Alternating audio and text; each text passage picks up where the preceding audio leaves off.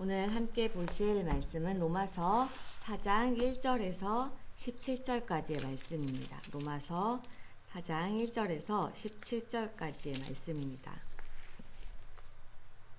제가 봉독하겠습니다. 그런즉 육신으로 우리 조상인 아브라함이 무엇을 얻었다 하리요. 만일 아브라함이 행위로서 의롭다 하심을 받았으면 자랑할 것이 있으려니와 하나님 앞에서는 없느니라. 성경이 무엇을 말하느냐? 아브라함이 하나님을 믿음에 그것이 그에게 의로 여겨진 바 되었느니라.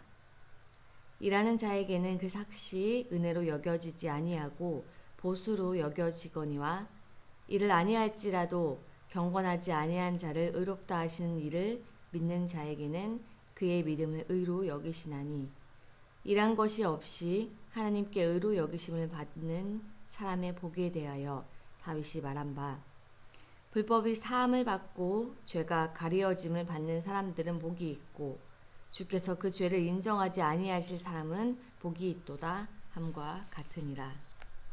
그런즉 이 복이 할례자에게냐 혹은 무할례자에게도냐?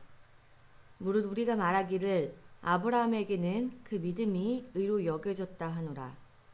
그런즉 그것이 어떻게 여겨졌느냐? 할례시냐 무할례시냐? 할례시가 아니요 무할례시니라.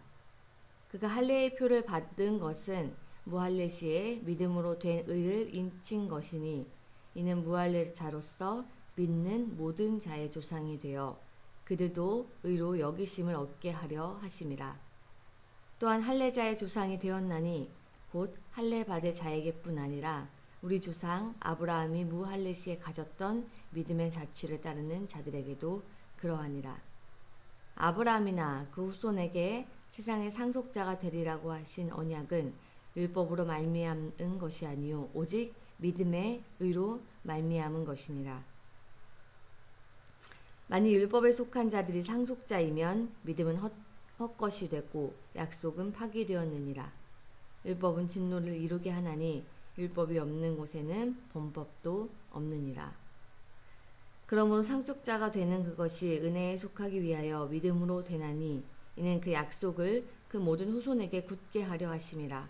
율법에 속한 자에게뿐 아니라 아브라함의 믿음에 속한 자에게도 그러하니 아브라함은 우리 모든 사람의 조상이라. 기록된 바 내가 너를 많은 민족의 조상으로 세웠다 하심과 같으니 그가 믿은 바 하나님은 죽은 자를 살리시며 없는 것을 있는 것으로 부르시는 이시니라. 아멘. 오늘 말씀 로마서 4장 1절에서 7절까지의 말씀입니다. 먼저 1절에서 5절까지의 말씀은 아브라함의 말을 들어서 바울이 얘기를 하고 있습니다. 아브라함의 예를 말하고 있는 것입니다. 당시 바울의 복음은 그리스도를 영접한 유대인들에게도 배척받곤 했습니다. 즉 그 그리스도를 영접한 유대인들도 구원에 있어서 유대인과 그리고 이방인과 차이가 없다는 것을 받아들일 수가 없었습니다. 자신들은 아브라함의 자손인데 그렇지 않은 자들과 영적으로 동등하다는 가르침에 대해서 인정하지 않으려 한 것입니다. 이에 대해서 바울은 아브라함의 예를 들면서 설명하고 있습니다. 당시 그들은 유대인과 동등한 자격이 되려면 율법을 지켜야 하고 또 할례를 받아서 표면적으로 드러나야 한다고 생각했던 것 같습니다. 이에 바울은 그들의 조상인 아브라함 또한 행위가 아니라 하나님을 믿음으로 의롭게 되었다는 사실을 말합니다. 그리고 더 구체적으로 어떤 대가로 받은 것과 은혜로 받은 것을 대조해서 설명하고 있습니다. 은혜는 나는 아무것도 한 것이 없는데 받는 것입니다.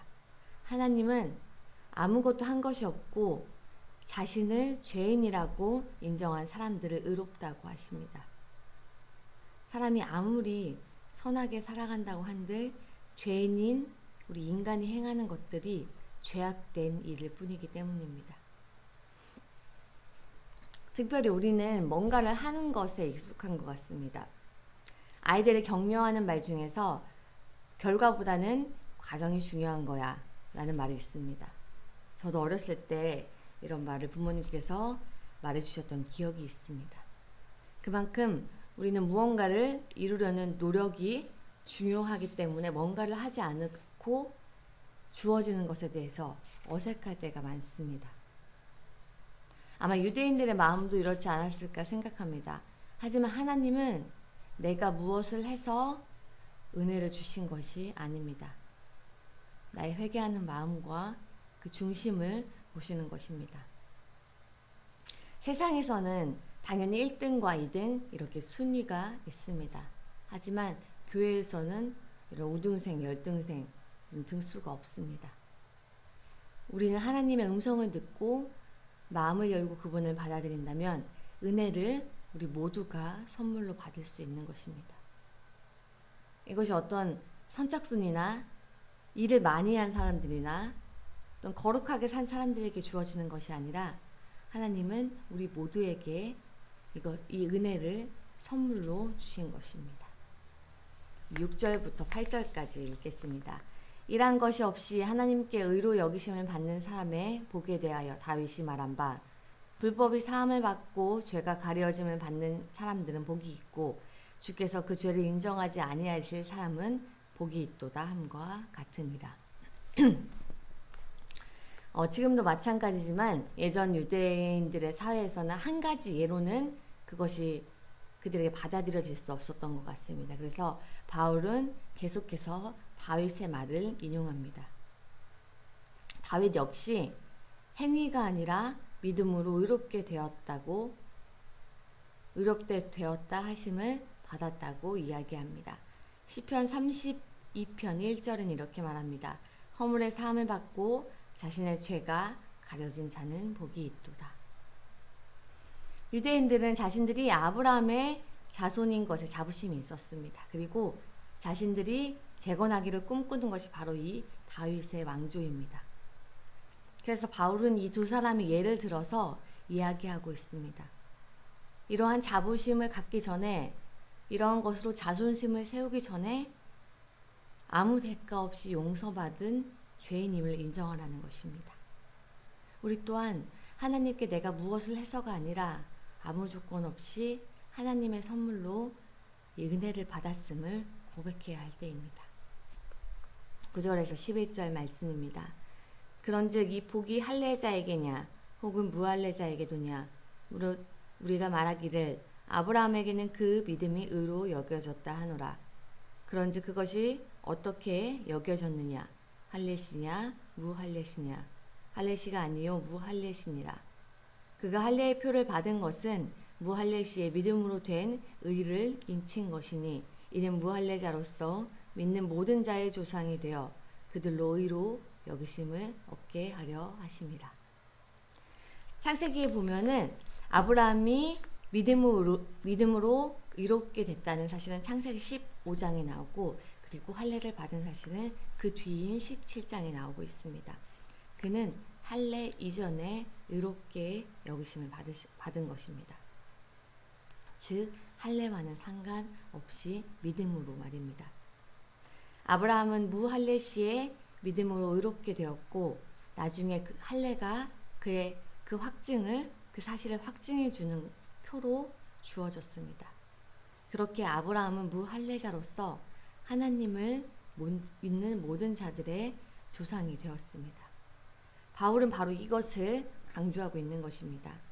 할례라는 어떤 표식, 우리 나타나는 것보다 하나님을 믿는 믿음으로 말미암아 구원을 얻는다는 것, 그걸로 말미암아 우리가 의롭다 여김을 받는다는 것을 말입니다. 우리도 표면적으로 드러나는 어떤 것보다 하나님을 믿는 믿음으로 구원을 받습니다. 그래서 우리가 간혹 착각할 때가 있습니다. 내가 무언가를 열심히 해서 하나님께 무언가를 얻으려는 착각입니다. 하지만 우리가 죄인임을 기억하고 하나님께 나아갈 때 이 은혜는 하나님께서 그런 자들에게 주시는 선물인 것입니다. 12절 말씀 또한 할례자의 조상이 되었나니 곧 할례 받을 자에게뿐 아니라 우리 조상 아브라함이 무할례 시에 가졌던 믿음의 자취를 따르는 자들에게도 그러하니라. 아브라함은 할례자들의 조상입니다. 유대인들의 조상입니다. 여기서 바울은 먼저 유대인들이 주장하고 있는 바를 인정해 줍니다. 그리고 아브라함의 후손이 그 유대인들뿐만이 아니라 그 범위를 더욱 확장시킵니다. 바로 믿음의 사람들에게, 예수 그리스도를 믿는, 하나님을 믿는 모든 사람들에게 그렇다라는 것을 말해주고 있는 것입니다.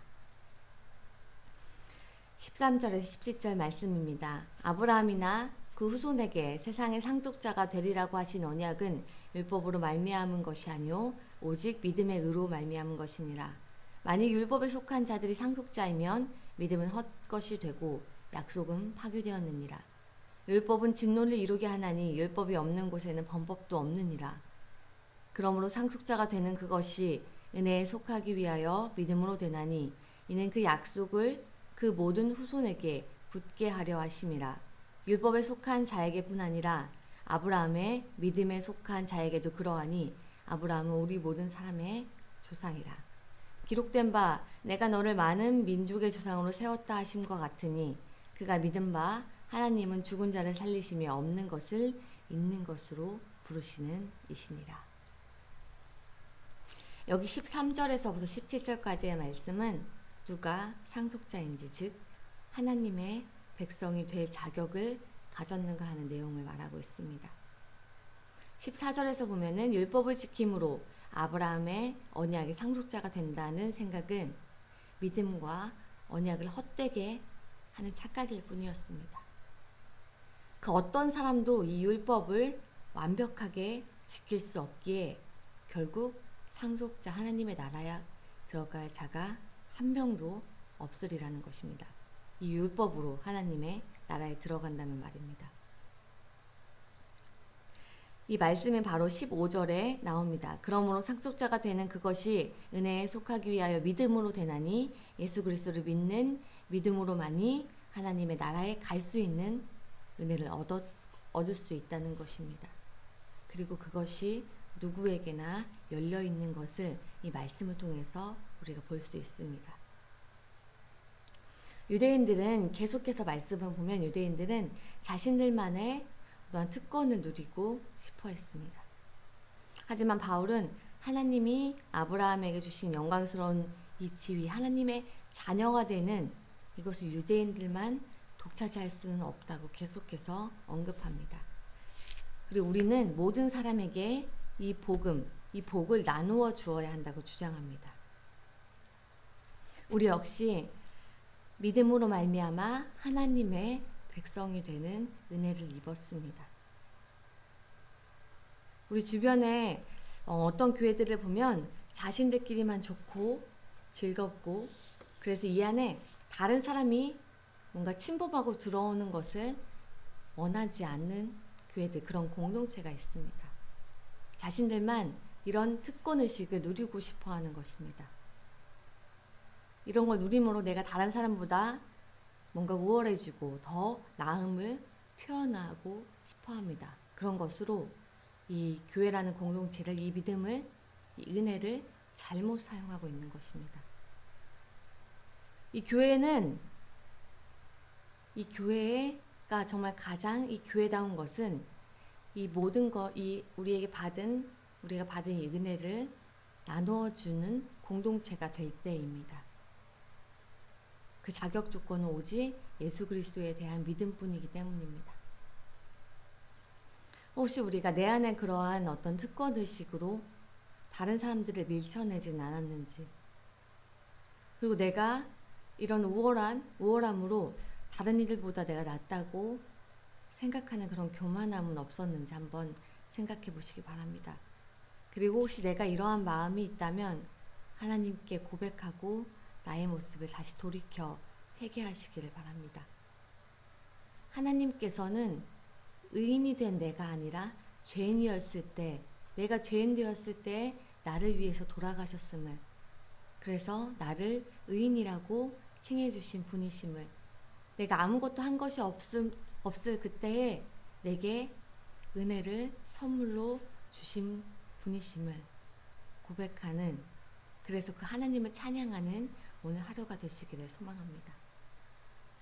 그리고 나를 의인이라 챙겨주신 그 하나님을 나만 알고 있는 것이 아니라, 그런 이기적인 신앙이 아니라 그것을 모든 사람들에게, 그것을 알 수 있는 사람들에게 나누고 함께 전하는 그런 우리가 되기를 간절히 축원합니다. 기도하시겠습니다.